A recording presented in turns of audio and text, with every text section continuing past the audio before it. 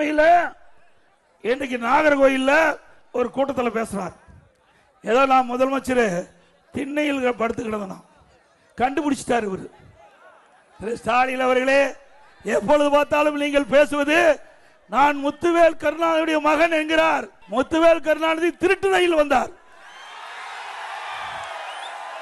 எங்களுக்கு சொல்ல தெரியாதா?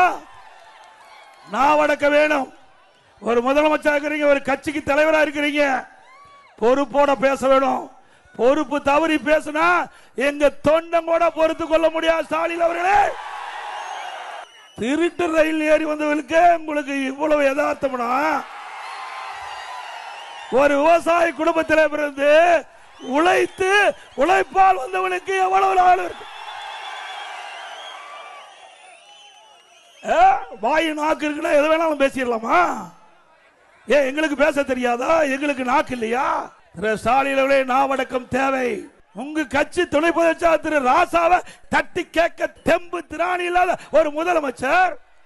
ஆக ஒரு முன்னாள் முதலமைச்சர் திரு கலைஞர் அவர்கள் ஒரு அப்பாவையே வீட்டில் சிறையில் அடைச்சிருக்கிறா நாட்டு மக்களுக்கு என்ன கதி?